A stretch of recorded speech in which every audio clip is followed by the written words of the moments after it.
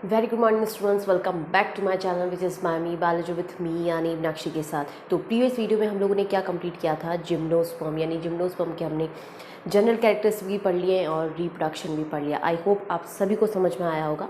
Today we will start new subdivision of plant kingdom which is angiosperms. ठीक है, so let's get started a new subdivision which is angiosperm. Okay, अब यदि हम बात करें कि general characteristics क्या होते हैं एंजियोस्पर्म के, तो जैसे मैंने आपको बताया है कि एंजियोस्पर्म जो है, जो ये वर्ड है, ये किससे मिलके बना है, ग्रीक वर्ड से मिलके बना है। ओके, तो ग्रीक वर्ड में एंजियोन प्लस स्पर्मा। एंजियोन का मतलब होता है वेसल और कंटेनर, ठीक है, और स्पर्मा का मतलब होता है सीड। यानी इनके एंजियोस्पर्म जो प्लांट्स होते हैं उनके सीड्स जो हैं वो एक कंटेनर के अंदर या वेसल के अंदर कवर्ड रहते हैं, या फिर इसको हम जनरल टर्म में बोलें तो एंजियोस्पर्म के जो सीड्स होते हैं वो कवर्ड होते हैं, एनक्लोज्ड होते हैं। ठीक है, सो ऐसे प्लांट्स जिनके सीड्स जो है वो कवर्ड रहते हैं ऐसी स्ट्रक्चर के अंदर, उन प्लांट्स को किसके अंदर इंक्लूड किया गया है, एंजियोस्पर्म के अंदर इंक्लूड किया गया है। ठीक है, नेक्स्ट हमारे पास में कैरेक्टरिस्टिक आता है कि एंजियोस्पर्म जो है उसको क्या जनरल वे में हम क्या बोल सकते हैं, इससे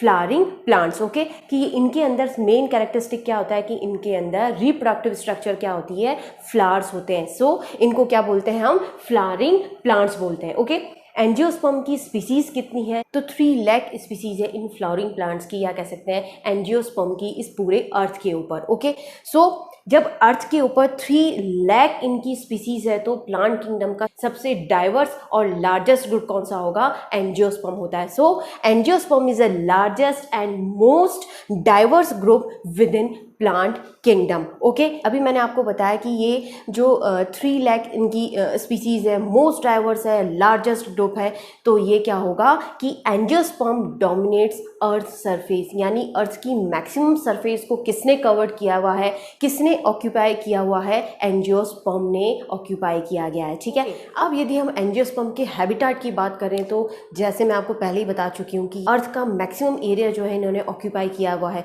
तो अर्थ पे सबसे ज़्यादा क्या है, एक तो या तो आपको ज़मीन मिलेगी या फिर पानी मिलेगा। ठीक है, सो ये एंजियोस्पर्म जो होता है वो टेरेस्ट्रियल भी होते हैं और एक्वेटिक भी होते हैं। ओके, नेक्स्ट आता है इनका साइज़ कैसा होता है, तो क्वाइट रिमार्केबल इनकी रेंज होती है साइज़ की, यानी ये स्मॉलेस्ट टू टॉलेस्ट। एंजियोस्पर्म जो सब डिवीजन है उनके अंदर स्मॉलेस्ट प्लांट भी मिलते हैं प्लस उनके अंदर टॉलेस्ट ट्री भी मिलते हैं। तो स्मॉलेस्ट जो एंजियोस्पर्म है उसका क्या एग्जांपल है हमारे पास में, वॉल्फिया। ओके, इसको हम जनरल में क्या बोलते हैं, या कह सकते हैं कॉमन नेम क्या है, वाटर मील होता है। इसका जो साइज होता है लेस देन 2 mm होता है, यानी 2 मिलीमीटर से भी इसका साइज छोटा होता है। यदि हम इंच में बात करें तो 0.08 इंच इनका साइज होता है, किसका, वुल्फिया का। तो याद रखिएगा स्मॉलेस्ट एंजियोस्पर्म का एग्जाम्पल क्या है, वुल्फिया होता है। ओके, अब बात करते हैं हम टॉलेस्ट या लार्जेस्ट, तो वो क्या है, यूकेलिप्टस रेगनेंस है, जिसका साइज या जिसकी हाइट जो है वो 300 फीट होती है। यदि हम मीटर में बात करें तो 100 मीटर इसकी लेंथ है, या कह सकते हैं हाइट है 100 मीटर। और ये कहाँ मिलता है, ऑस्ट्रेलिया में मिलता है। इसका जो जनरल नेम क्या है, ऑस्ट्रेलियाज माउंटेन एश ट्री। ठीक है, ये याद रखिएगा। स्मॉलेस्ट क्या है, वुल्फिया, और आपका टॉलेस्ट क्या है, यूकेलिप्टस। ओके, अब यदि हम बेसिक एंजियोस्पर्म के फॉर्म की बात करें तो वो किस फॉर्म में मिलते हैं, तो एंजियोस्पर्म जो है वो तो वुडी भी हो सकते हैं और हर्बेशियस भी होते हैं। जो वुडी एंजियोस्पर्म होते हैं वो किस फॉर्म में होते हैं, ट्री के फॉर्म में होते हैं और शब्स के फॉर्म में होते हैं। लेकिन जो हर्बेशियस है वो किस फॉर्म में होंगे, हर्ब के फॉर्म में होते हैं। ओके, जो ट्री है, शब्स है, वो कैसे होते हैं, हमेशा पेरेनियली होते हैं, यानी उनका जो लाइफ साइकिल होता है वो मोर देन 2 ईयर्स और 3 ईयर्स होता है। ठीक है, इसीलिए वुडी एंजियोस्पर्म होते हैं वो हमेशा पेरेनियल होते हैं। ओके, लेकिन जब हम हर्बेशियस की बात करते हैं, हर्ब्स की बात करते हैं, तो वो एनुअल भी हो सकती है, बायनियल भी हो सकती है और पेरेनियल भी हो सकती है। एनुअल यानी ऐसी हर्ब्स जिसका लाइफ साइकिल जो है वो 1 साल के अंदर कंप्लीट होता है। 1 साल के अंदर ही वो बढ़ेंगे, उनके फ्लावर्स आएंगे, फ्रूट्स बनेंगे और साल भर के अंदर उनका लाइफ साइकिल कंप्लीट हो जाता है। ठीक है, ऐसी जो हर्ब्स होती है वो क्या कहलाती है, एनुअल कहलाती है। ओके, बायनियल का मतलब होता है, बायनियल नाम से समझ में आएगा। सो बाय मीन्स होता है 2, ऐसे हर्ब्स जिनका लाइफ साइकिल जो है वो 2 साल के अंदर कंप्लीट होता है, ऐसी हर्ब्स को क्या कहा जाता है, बायनियल कहा जाता है। ओके, नेक्स्ट आता है आपका पेरेनियल। पेरेनियल जो हर्ब्स होती हैं वो हमेशा मोर देन 2 ईयर्स उनका लाइफ साइकिल होता है, यानी 2 साल से ज़्यादा में अपना जो लाइफ साइकिल है वो कंप्लीट करते हैं। लेकिन वहाँ एक कंडीशन होती है कि उनके अंदर जो फ्लावर आते हैं वो एनुअली ही आते हैं, यानी एक ही साल ऐसा होगा जिसके अंदर उनके फ्लावर आएंगे। लाइफ साइकिल भले ही 3 साल 4 साल का हो, लेकिन जो फ्लावरिंग टाइम होगा वो हमेशा एनुअली होता है। ओके, अब यदि हम बात करें कि एंजियोस्पर्म की जो स्ट्रक्चर है वो किस तरह की होती है, यानी तो स्ट्रक्चर के अंदर क्या आता है कि इनकी जो एंजियोस्पर्म की जो प्लांट बॉडी होती है वो किस तरह की होती है, स्पोरोफिटिक टाइप की होती है। ओके, स्पोरोफिटिक फेज जो होगी वो कैसी होगी, डोमिनेंट होती है, प्रोमिनेंट होती है, प्लस इंडिपेंडेंट होती है, प्लस लॉन्ग लीव्ड होती है। अब नेक्स्ट आता है कि जो आप जनरल जो एंजियोस्पर्म की प्लांट बॉडी देखते हो वो किस कलर की होती है, ग्रीन कलर की होती है। ओके, और आपको पता होगा कि उनकी जो प्लांट बॉडी होती है वो डिफरेंशिएटेड होती है अलग अलग पार्ट्स के अंदर, अलग अलग स्ट्रक्चर के अंदर। वो कौन सी स्ट्रक्चर होती है, रूट्स होती है, स्टेम्स हैं, लीव्स हैं एंड फ्लावर्स हैं। ओके, जिम्नोस्पर्म तक आपकी जो प्लांट बॉडी होती है उसके अंदर रूट्स, स्टेम और लीव्स मिलेंगे, लेकिन एंजियोस्पर्म के अंदर एक एडिशनल स्ट्रक्चर कौन सी होती है, वो होते हैं फ्लावर्स। ओके, तो एंजियोस्पर्म की प्लांट बॉडी के अंदर फ्लावर्स भी मिलते हैं, यही इसका स्पेशल कैरेक्टरिस्टिक है। ओके, अब बात आती है जो रूट्स होती हैं वो क्या होती है कि रूट्स आपस में मिलके, बहुत सारी रूट्स होती हैं जो प्लांट को स्ट्रेंथ देती है, तो बांध के रखती है, उसको सीधा खड़ा रखने में हेल्प करती है। सो जो रूट्स हैं वो आपस में मिलके क्या बनाती है, रूट सिस्टम बनाती है। जब हम बात करते हैं आपको लीव्स दिखती हैं, वो लीव्स किसके ऊपर लगी रहती है, स्टेम के ऊपर लगी रहती है। ओके, जो लीव्स का ग्रोइंग पॉइंट होता है वो कहाँ होता है, स्टेम के अंदर होता है। स्टेम के ऊपर जब लीव्स लगी है तो इस तरह की जो स्ट्रक्चर होती है उसको क्या बोलते हैं, हम शूट बोलते हैं। ओके, और ये शूट जो है वो आपस में मिलके क्या बनाता है, शूट सिस्टम बनाता है। ओके, नेक्स्ट जब हम बात करें रूट, स्टेम और लीव्स, ये किस तरह की बॉडी है, तो ये वेजिटेटिव प्लांट बॉडी होती है। लेकिन जब फ्लावर्स और कोन्स की बात करते हैं तो ये किस तरह की बॉडी होती है, रिप्रोडक्टिव बॉडी होती है एंजियोस्पर्म की। ओके, अब यदि हम एंजियोस्पर्म की रूट्स की बात करें तो इनके अंदर किस तरह की रूट्स मिलती है, टैप रूट्स भी मिलती है और एडवेंटिशियस रूट्स भी मिलती है। ओके, नेक्स्ट आता है स्टेम जो है वो क्या होता है, जनरली हम सबको पता है कि इरेक्टेड और एरियल पार्ट क्या कहलाता है, स्टेम कहलाता है। ठीक है, so aerial axis of the plant bears leaves and flowers. Okay, and this structure is known as stem. Okay, next आता है हमारे पास में कि जो स्टेम है उनकी जो ब्रांचिंग होती है वो किस तरह की होती है,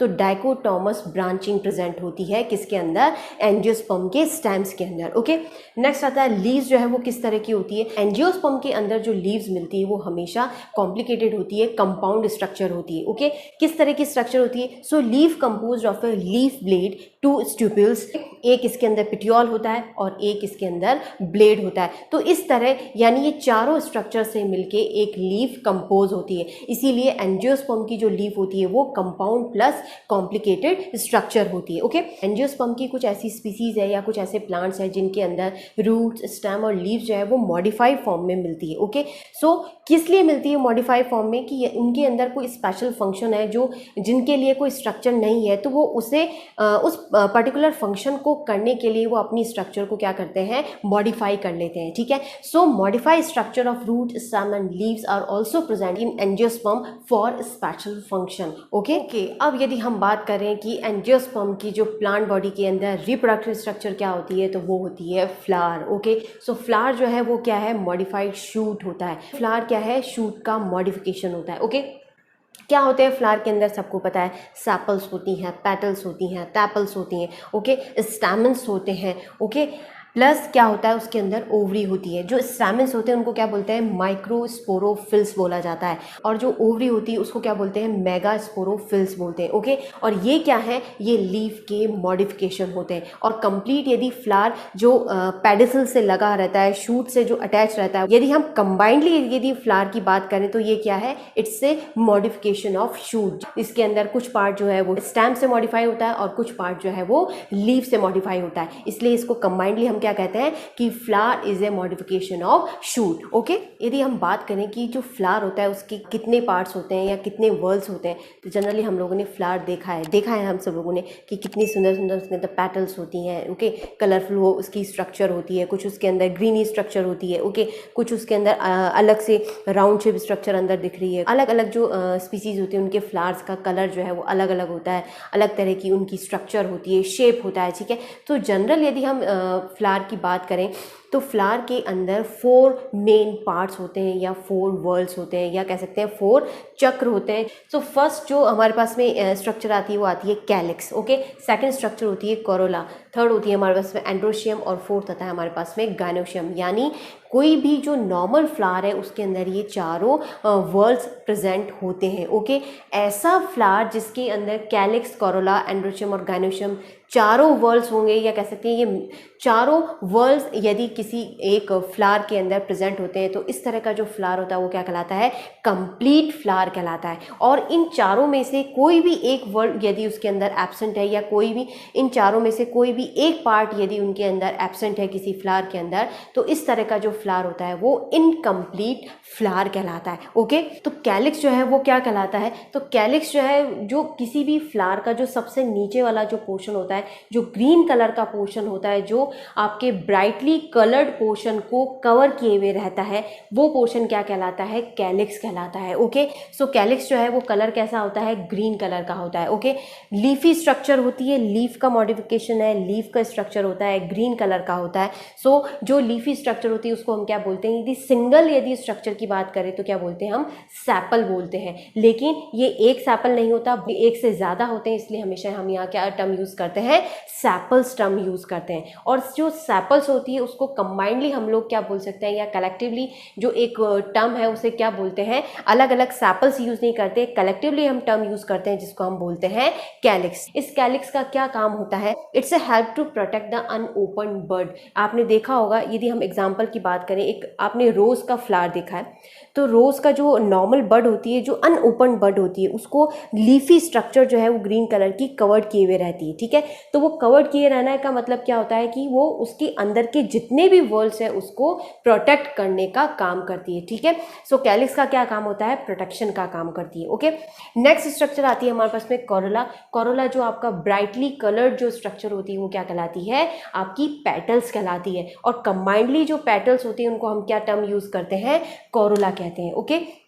और जो कोरोला होता है उसका क्या काम होता है, ये तो अट्रैक्ट करती है इंसेक्ट्स को पॉलिनेशन के लिए, ओके। यदि इनका जो कलर होगा वो ब्राइट नहीं होगा तो इंसेक्ट्स जो होंगे उनको क्या होगा, दिखाई नहीं देगा। तो इनका जो मेन काम होता है वो क्या होता है, ये इंसेक्ट्स को पॉलिनेशन के लिए अट्रैक्ट करने के लिए होती है, ओके। नेक्स्ट आता है एंड्रोशियम। एंड्रोशियम जो है वो मेल रिप्रोडक्टिव स्ट्रक्चर होता है किसी भी प्लांट का, ओके। सो इसके अंदर क्या होता है, stamens with anthers with contains microsporangia, जिसके अंदर एंथर्स होते हैं। एंथर्स के अंदर क्या बनता है, आपके पॉलन ग्रेन्स बनते हैं, पॉलन चैम्बर होता है, पॉलन चैम्बर के अंदर पॉलन ग्रेन्स बनते हैं, ठीक है। एंड्रोशियम जो होता है वो क्या कहलाता है, मेल रिप्रोडक्टिव पार्ट कहलाता है। नेक्स्ट आता है गायनोशियम। गायनोशियम क्या होता है, फीमेल रिप्रोडक्टिव पार्ट होता है किसी भी प्लांट का, ओके। तो गायनोशियम की जो यूनिट होती है वो क्या कहलाती है, कार्पल कहलाती है, ओके। ये जो कार्पल होती है ये भी 3 स्ट्रक्चर से मिलके बनी होती है। फर्स्ट होती है हमारे पास स्टिग्मा, फिर होती है स्टाइल, और नेक्स्ट जो पार्ट होता है वो होता है हमारा ओवरी। नॉर्मल आपने देखा होगा कि एक बहुत लंबा सा पार्ट किसी भी फ्लावर में से बाहर निकला होता है, स्टिकी पार्ट होता है वो क्या कहलाता है, स्टिग्मा कहलाता है। एक लंबा ट्यूब लाइक स्ट्रक्चर जो है वो क्या कहलाती है, स्टाइल कहलाती है। और नीचे का जो बेसल सोलन पार्ट होता है वो क्या कहलाता है, ओवरी कहलाती है, ओके।